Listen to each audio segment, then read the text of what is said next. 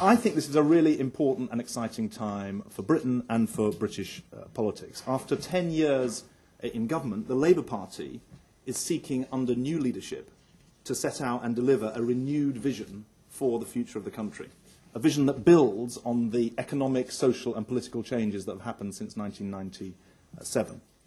And it's my belief that the battle of ideas over the next couple of years is going to determine the future of the country over the next 10, 20 or 30 years. I think the stakes are very high indeed.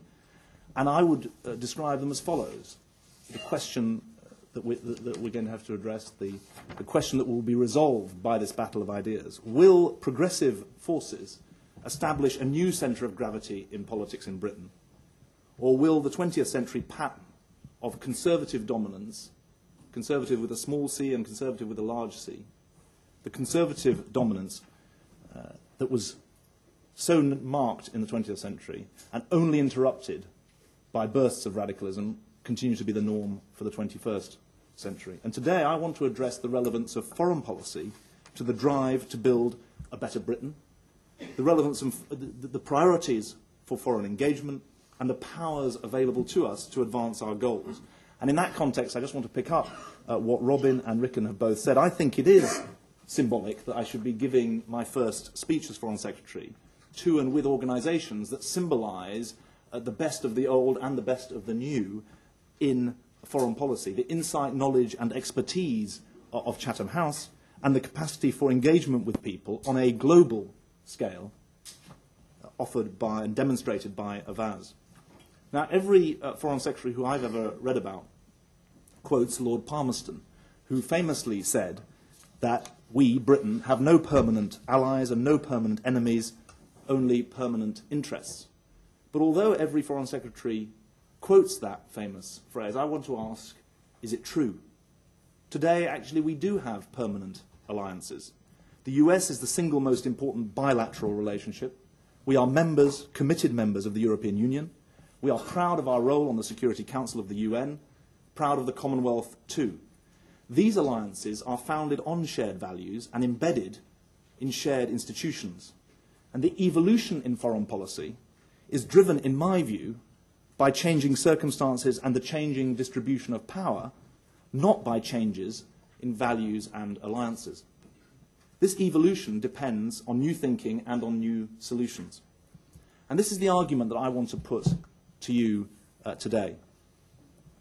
First, that Britain needs to respond to the real insecurities and opportunities that exist in the world, not by retreating from international engagement, but by using our strengths so that we are a force for good for Britain by being a force for good in the world. The old distinction between foreign policy that affected foreigners and home policy that affected our own citizens has collapsed. So foreign policy is about values, but it's also about interests. It's about values and interests together.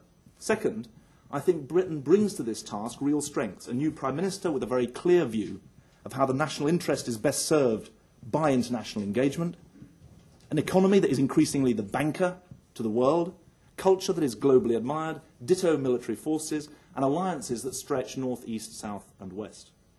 Third, foreign policy goals and methods must adapt to a series of shifts in the distribution of power, a world where the security threat is not just from excessive state power, but increasingly from terrorism and conflict within failed states, a world where economic prosperity depends on new bargains between industrialized and developing countries, a world where social change is fostered not just through government-to-government relationships, but between businesses, NGOs, and faith groups.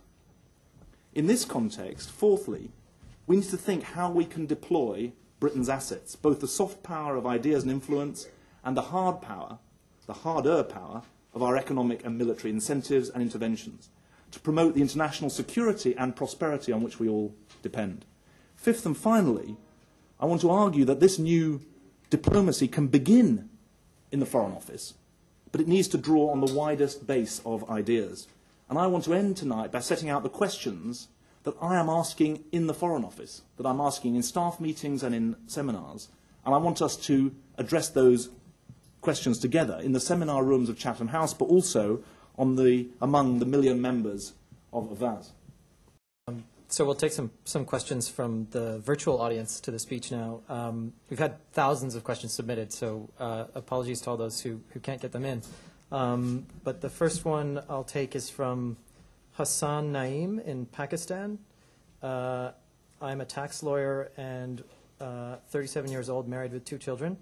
Being a Muslim and especially a Pakistani, I would ask Mr. Miliband to review Great Britain's policy concerning the war against terror. Britain has paid a lot fighting against the Muslims, or the terrorists as they say. Our concern is that one should try to eliminate the causes that generate terrorists. These are the policies that make this world a peaceful place or a place full of miseries. Do you want to do 2? Sure. Actually, we'll probably take 3 then. The second question is from Derek Wogu in Nigeria, a chartered accountant. He asks, Dear Sir, what strategy do you plan to adopt in driving the process of eradicating global poverty? And then I think the third question we'll take is from John Steinberg in the United States. Do you support the Saudi-led Arab plan for Arab recognition of Israel in exchange for Israeli withdrawal from all the occupied territories, including East Jerusalem? Well, I think the first thing to say, that is new diplomacy, isn't it? I mean, that is fantastic. Really good questions. And the first question, it is really important that we have these sort of occasions to engage about this, because the questioner talked about us fighting against Muslims. That's not what we see ourselves doing, and that's not what we believe we are doing. There are some people committing terrorist acts in the name of Islam. But our absolute determination is to build the sort of world that I described, where different cultures, different religions can live side by side with some clear rules for that sort of coexistence. And I would say, what was the name of the question? Hassan Naeem. I'd say to Mr. Naeem that I would really like the sort of dialogue that's going to be able to take place on your websites, to be able, for me to understand why he says that's the case, why he believes that we're waging a war against Muslims, and me to be able to say things like the terrorist attacks in Britain are aimed, or do in fact, kill Muslims as well as Christians and Jews and those of no religion. I'd like to be able to say that there are Muslims in Britain who consider themselves devout Muslims but also proud Britons. I'd like to be able to talk to him about what happened in the 1990s in Bosnia and about the intervention there. So I hope that we can frame that dialogue. But what I would want to say to him above all is that I don't recognize this as a fight against Muslims. I believe we've got a fight with millions and millions of Muslims who want to lead devout but also civilized and enriching lives, and we need to do that together.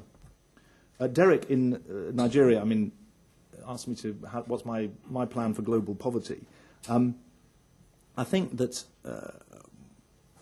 in a way, when we were elected first to government in 1997, countries were falling so far behind on the UN's target for a 0.7% of GDP commitment to aid. That became almost the way to solve global poverty. I'm pleased and proud that over the last 10 years, the financial flows are moving. But I hope we've also learned that we've got to do much, much more than push aid at the problem. Aid is essential. Aid is important, but we all know trade is vital if we're going to build sustainable economies. Not just trade, but governance and the rule of law are absolutely essential, and governing institutions that are able to support mature democracies and economies. The whole climate change agenda is actually central to the future of agriculture in many of the poorest countries in the world. So maybe I can say to Derek, can he click onto the DFID website as well as to the FCO website and tell me what he thinks of it? The short answer to John is yes. I think the Arab Peace Initiative is a very important and significant statement. I met Amr Moussa, the General Secretary of the Arab League, last week. I think that the initiative in respect of the Arab Peace Initiative is very important and very significant. And I think the prospect that there will be all of those Arab countries participating in the conference that President Bush is seeking to sponsor in the autumn is a very significant and positive development.